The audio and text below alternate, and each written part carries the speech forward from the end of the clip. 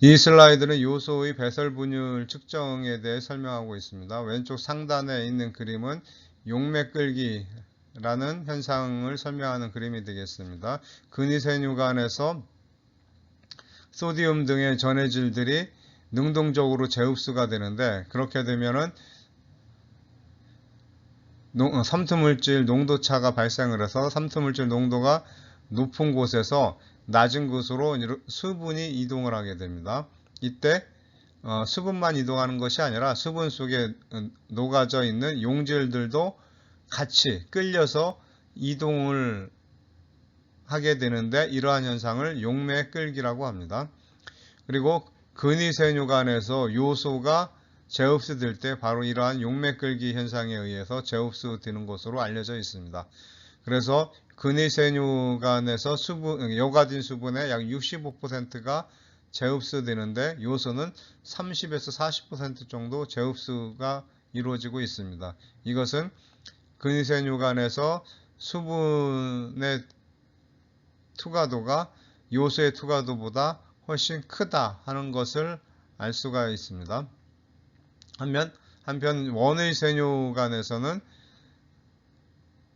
오줌의 유량에 비례해서 요소의 배설이 증가되는 그런 현상이 나타나는데, 여과된 요소의 몇 퍼센트를 배설하는가를 확인하기 위해서 요소와 이눌린의 총소율을 동시에 측정해서 요소의 클리어런스를 이눌린의 클리어런스로 나눈 값인 요소의 배설 분율을 측정하게 됩니다.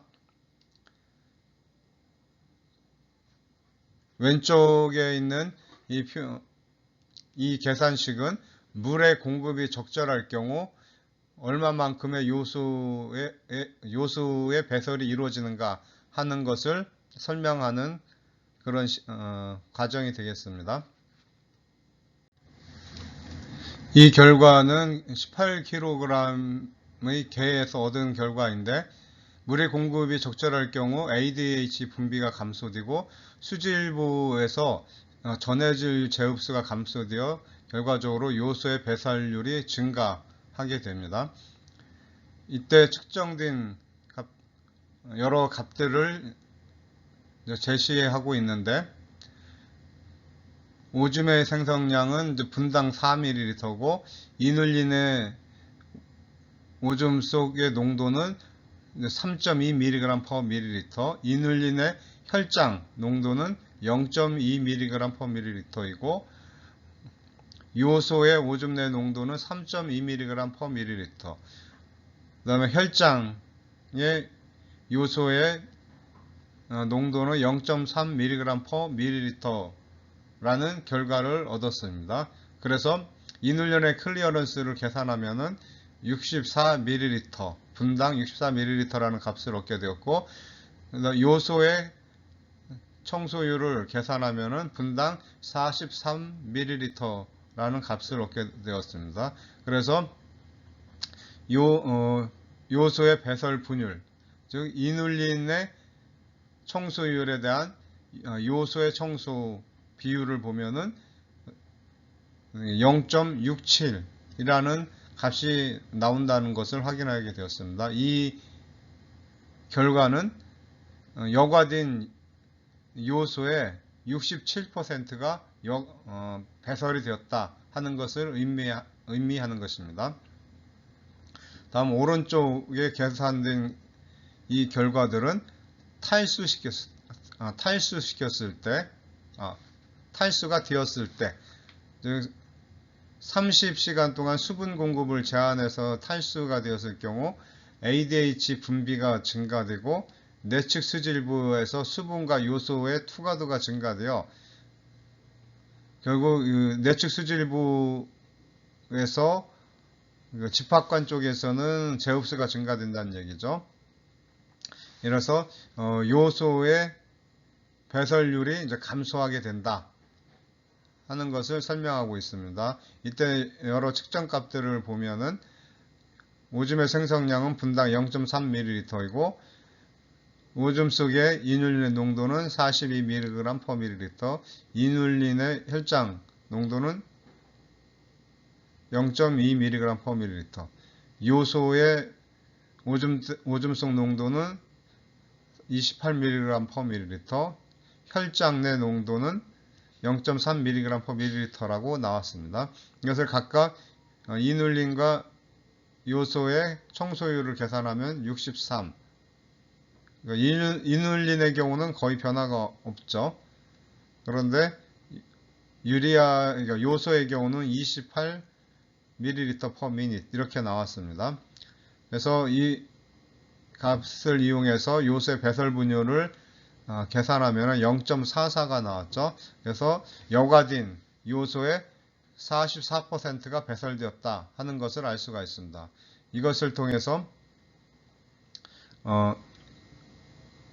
수분이 공급이 적절해서 오줌의 양이 이제 많아질 때 요소의 배설량은 더 증가한다. 탈수가 되었을 경우는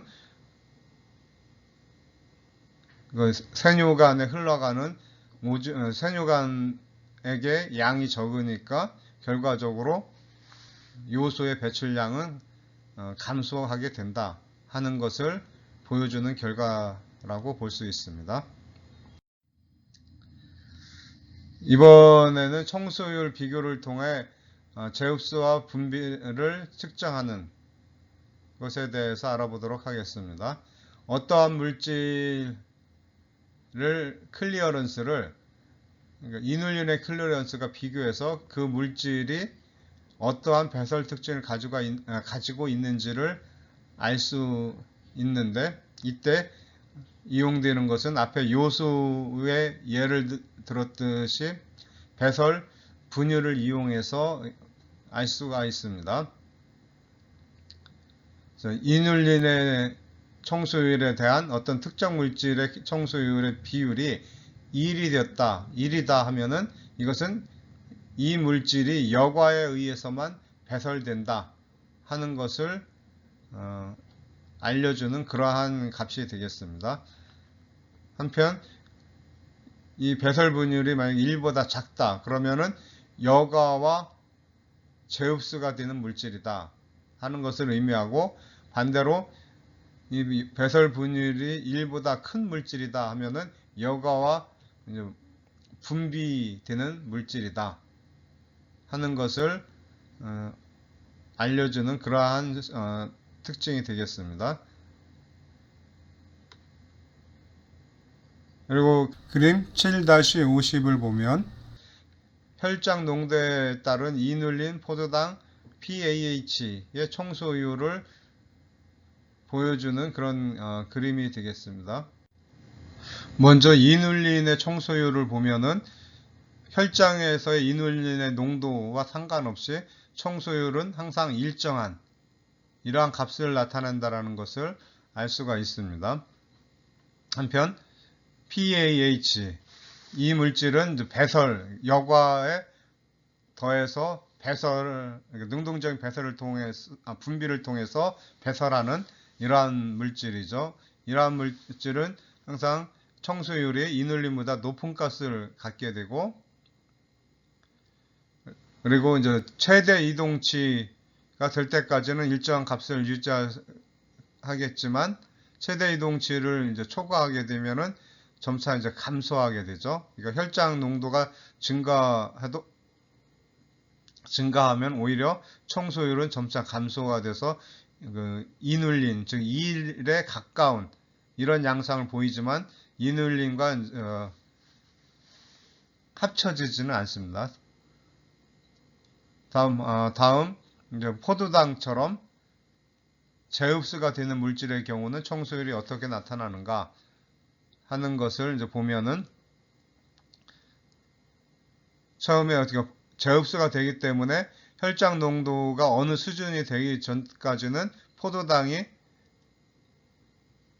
전혀 나타나지 않죠. 그렇기 때문에 청소율이 제로가 됩니다.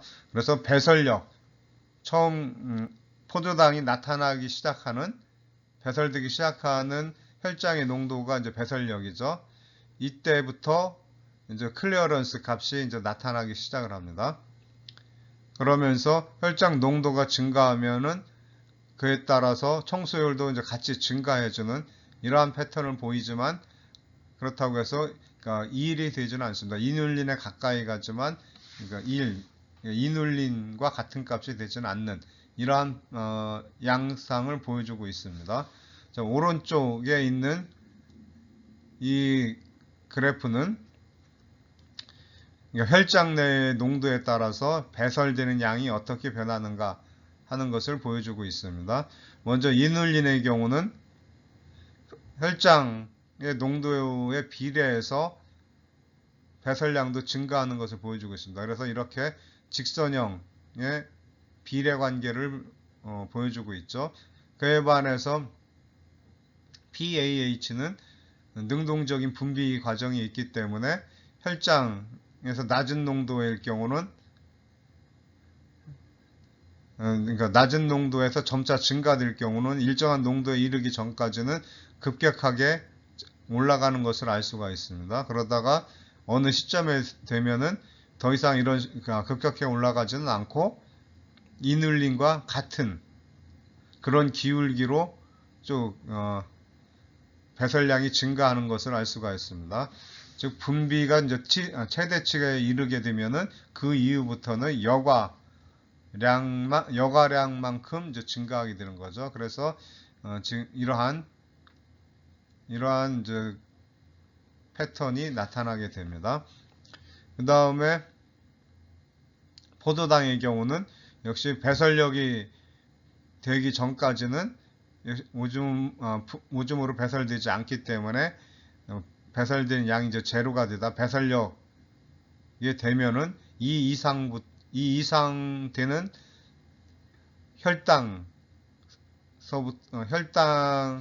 혈당에서부터 이제 오줌으로 이제 배설이 되기 시작하죠.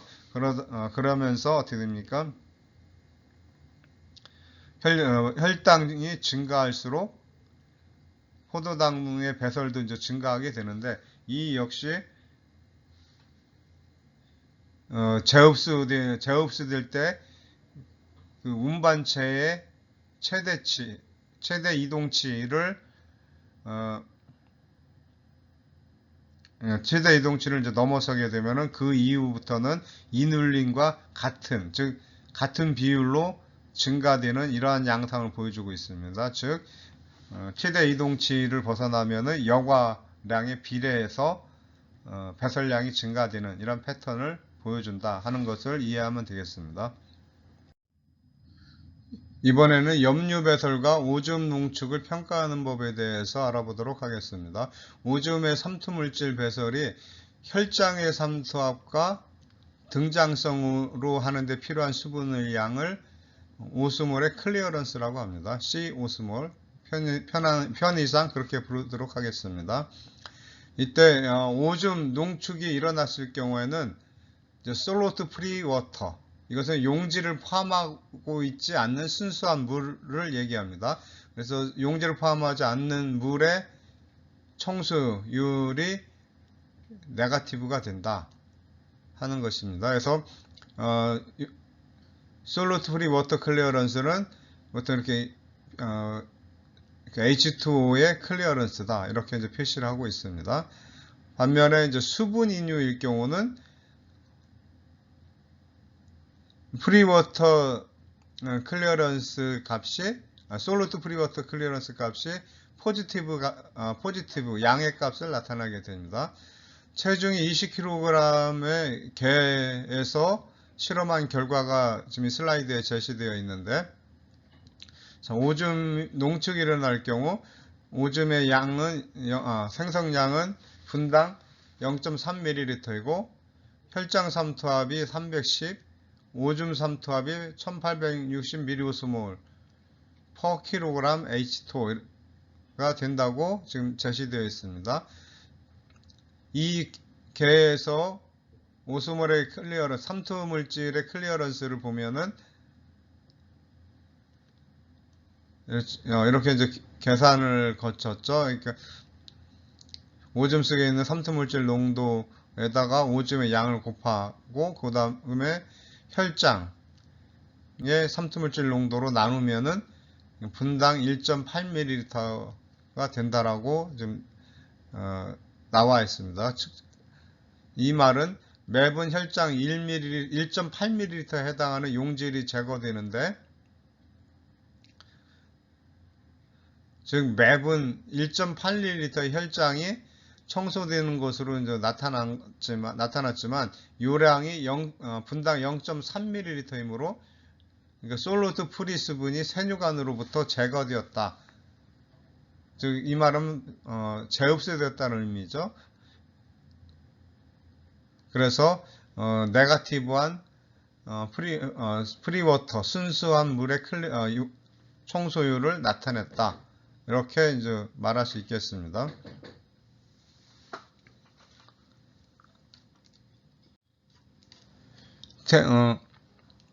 세뇨관에서 재흡수되는 양은, 그러니까 재흡수되는 순수한 물, 수분의 양은 T의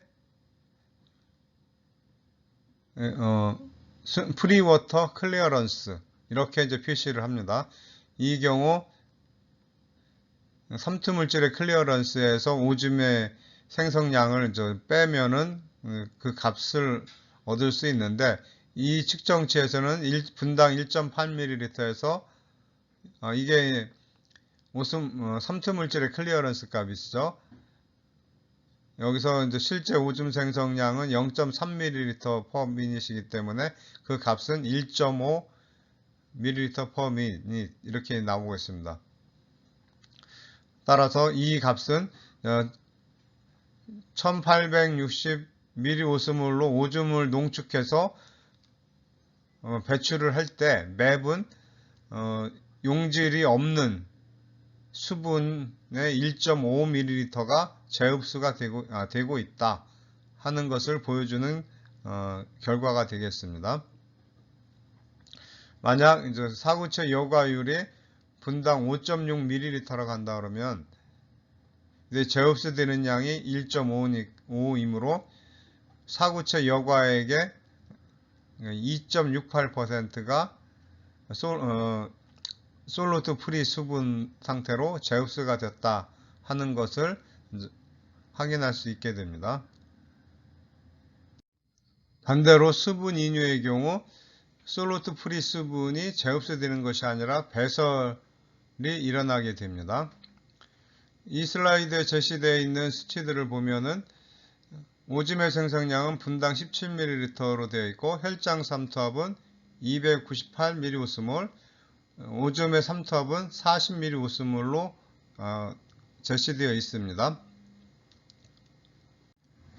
이러한 값들을 이용해서 삼투물질의 클리어런스를 계산하면 분당 2.28ml 라는 값이 나오게 됩니다. 이 값은 매분 2.28ml의 혈장이 청소되는 것으로 나타나는 것인데, 근데 실제 요량은 분당 17ml이기 때문에 용질이 청소되는 혈장량에 비하면은 14.72ml만큼 더 많은 오줌이 배설된다는 것을 알 수가 있습니다.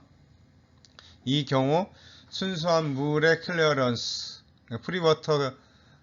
솔루트 프리워터 클리어런스를 계산하면은 14.72ml, 분당 14.72ml라는 값이 나오게 되는 것이고, 이 말은 지금 희석률로 봤을 때 15% 희석이 된 거죠.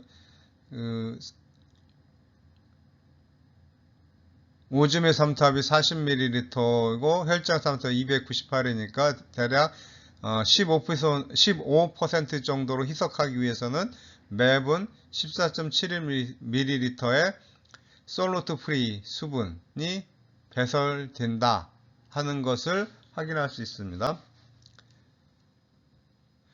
그리고 사구체 여과율과 이제 비교를 하게 되면은 사구체 여과율이 이제 분당 56ml로 제시되어 있는데, 이 경우 사구체 여과액의 26.3%가 솔루트 프리 워터로 배설이 된다 하는 것을 알 수 있게 됩니다. 오른쪽에 있는 그림은 지금 설명한 내용을 좀 더 쉽게, 좀 더 직관적으로 이해할 수 있게끔 그림으로 표시가 되어 있습니다. 먼저 희석된 오줌일 경우 오줌의 삼투물질 농도는 140ml 오스몰이고 혈장의 삼투압은 280ml 오스몰이다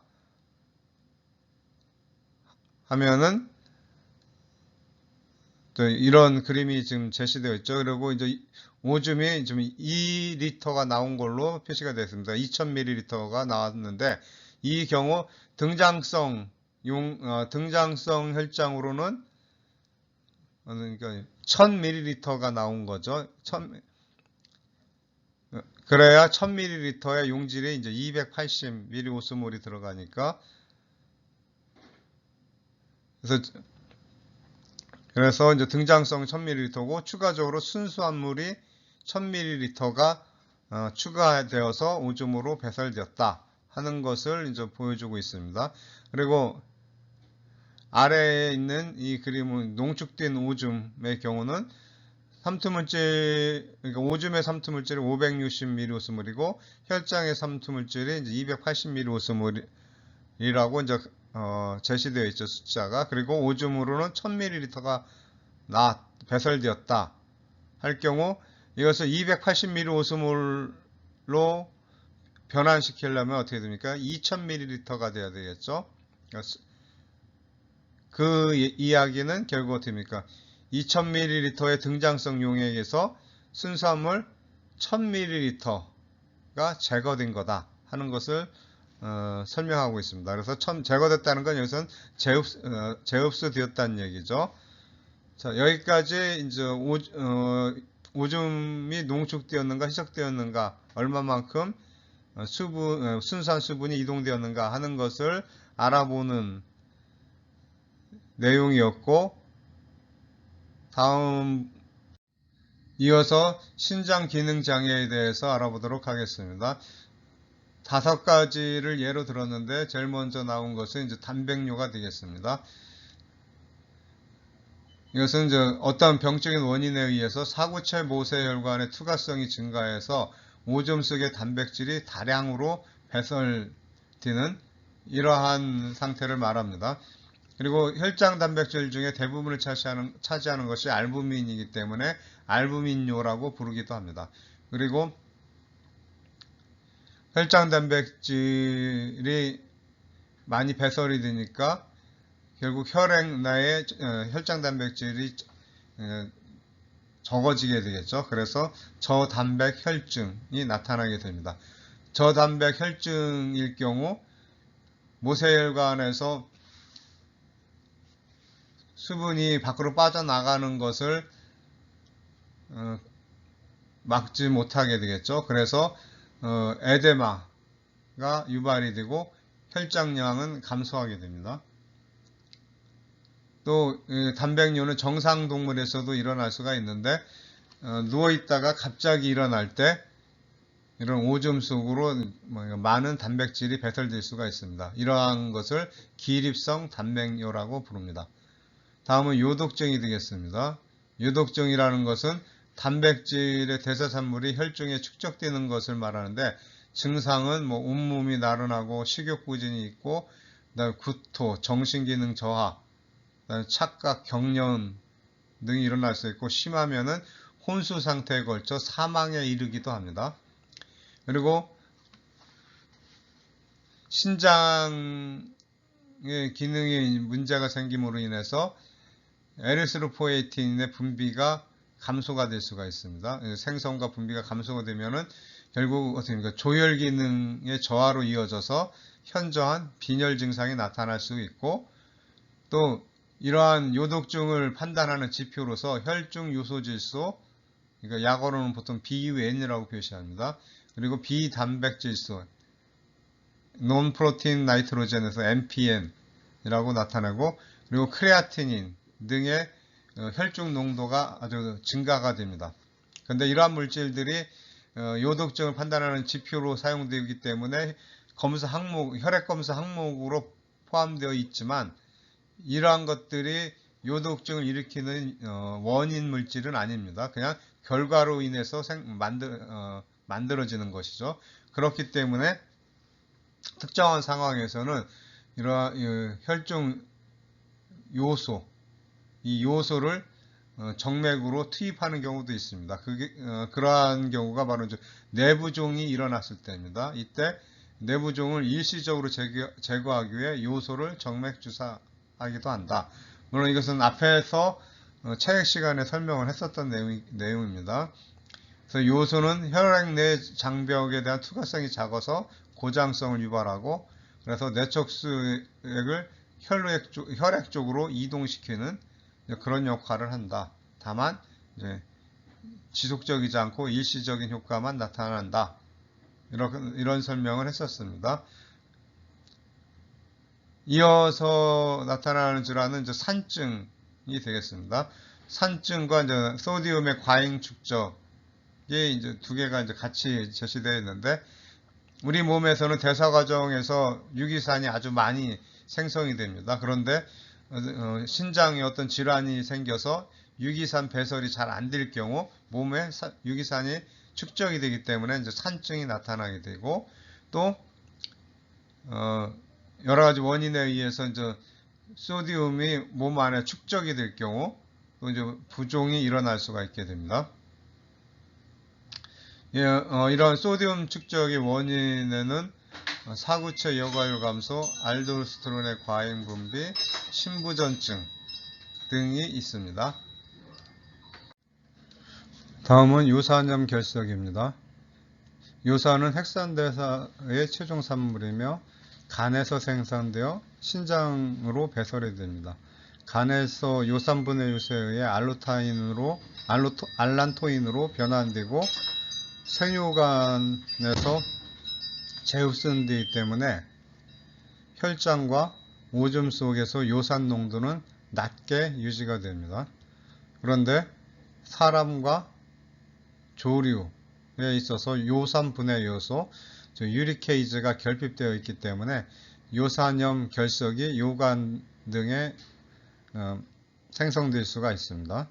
그리고 개 품종 중에 달마시안의 경우는 요산 분해 효소가 정상적으로 발현되지만 요산을 간으로 이송하지 못하기 때문에 결과적으로 요산을 알란토인으로 변환시키지 못해 요산염 결석에 취약한 모습을 보여주고 있습니다. 그리고 오른쪽 아래에 있는 그림에서 나타난 것처럼 관절 주변에 요산염 결정이 이제 쌓이게 되면은 많은 이제 통증을 유발하게 되는데, 이것을 가웃, 우리말로는 이제 통풍이라고 합니다. 이어서 신부전에 대해서 알아보도록 하겠습니다. 신부전이란 신장 기능 중 사구체 여과율의 감소로 나타나는 상황을 말합니다. 여기에는 급성 신부전과 만성 신부전이 있는데, 급성 신부전의 경우는 네프론의 하나하나에 사구체 여과율이 저하되어 있는 상태를 말하고, 이 경우에는 희복 가능성이 여전히 있습니다. 그리고 증상으로는 오줌을 적게 누는 핍뇨, 그 다음에 고질소 혈증, 고칼륨 혈증, 저나트륨 혈증 등이 나타날 수가 있습니다. 그리고 장의 부위에 따라서 신장 앞단계에서 병변이 그 원인이 있을 경우는 신전성, 그리고 신장에 문제가 생겨서 신부전이 일어났을 경우는 신성, 그 다음에 신장 이후 단계에서 어떤 원인이 되어서 이런 신부전이 일어날 경우 신후성이라고 합니다. 그래서 박스에는 다시 이제 신전성과 신후성, 급성 신부전에 대해서 간단하게 정리되어 있습니다. 신전성, 급성 신부전의 경우는 체액량 감소 등이 원인이 되어서 원인이 되어서 발생하는 것이기 때문에 신장에서의 재흡수 및 분비 기능은 정상적으로 유지될 수가 있습니다. 그리고 신우성 급성 신부전의 경우는 요로 폐쇄 등이 원인이 될 수 있다. 이렇게 설명이 나와 있습니다. 요로 폐쇄가 될 경우 보호막낭의 압력이 올라가게 되고 이것은 사구체 여과를 감소시키는 원인이 될 수가 있죠. 그래서 이제 신부전이 일어날 수 있다. 이런 내용이 되겠습니다. 그리고 신부전은 영어로 하면은 페일러라고 되어 있죠. 페일러는 어떤 그 기관의 본래의 기능을 제대로 하지 못할 때 페일러라고 보통 합니다. 그래서 이 페일러를 우리말로 번역할 때는 보통 완전하지 못하다, 그래서 부전 이렇게 번역을 하고 있습니다. 여기서 이제 신장의 기능은 결국 오줌을 만드는 게 가장 주된 기능이라고 이렇게 생각을 할 때 결국 사구체 여과율이 감소되었다는 얘기는 오줌 생성량이 그만큼 줄어든다는 의미이기 때문에 이제 신부전, 레날 페일러 이렇게 명칭이 붙은 것으로 생각됩니다. 다음에 이제 만성 신부전을 보면은 이제 신장 질환이 수개월간 지속되어 정상 기능을 할 수 있는 네프론의 수가 비가역적으로 감소되었을 때 나타나게 됩니다. 이 경우 이제 사구체 여과율이 감소되었고 아조테미아, 그다음에 유레미아, 요독증, 고질소혈증 등을 수반하게 됩니다. 그리고 또 중요한 특징 중에 하나가 소디움과 물의 제흡수 배설폭이 상당히 좁아진다. 그래서 식염을 평상시보다 조금만 더 많이 섭취를 하게 되면은 배설이 어려워서 부종을 수반하고 부종이 나타나게 되고, 반면에 식염을 평상시보다 조금만 덜 먹게 되면, 즉 식염 섭취량을 줄이게 되면은 소디움의 재흡수가 어려워서 탈수가 일어날 수도 있다. 이런 식으로 우리 몸이 소디움이나 수분의 변화에 대응할 수 있는 이 폭이 상당히 좁아진다 하는 것을 설명하고 있습니다. 그리고 하이퍼칼레미아, 고칼륨 혈증이 되겠죠. 그 다음에 고인산 혈증, 그 다음에 대사성 산증, 이러한 것들이 나타날 수가 있습니다. 그리고 참고로 2차성 부갑상샘 항진증이 이제 나오고 있는데, 그래서 2차성이라는 말은 이제 영어로 이제 세컨더리를 이제 번역한 말이죠.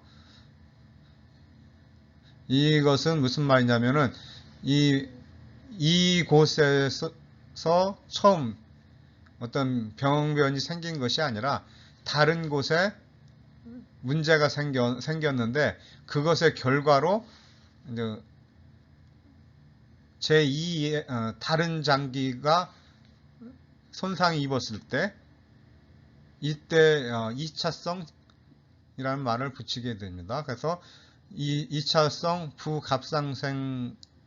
갑상샘 항진증의 경우는 원인이 만성 신부전입니다. 즉 만성 신부전이 생겼을 때 이 만성 신부전에 의해서 2차적으로 부갑상샘의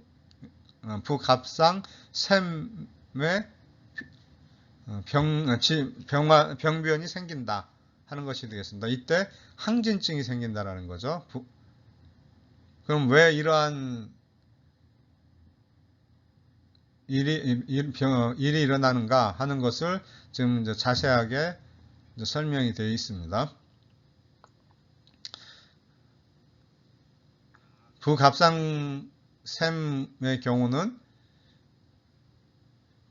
혈중 칼슘 농도가 낮아졌을 때 이 칼슘 농도를 높이기 위해서 부갑상샘에서 분비가 되죠.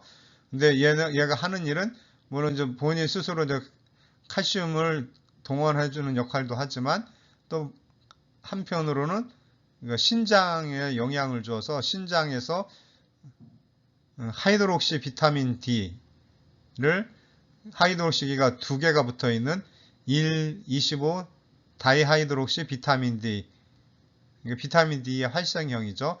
그래서 25 하이드록시 비타민 D를 다이하이드록시 비타민 D로 전환시키는 활성형 비타민을 만드는 것을 이제 촉진해주게 됩니다. 이 파라사이드 호르몬은.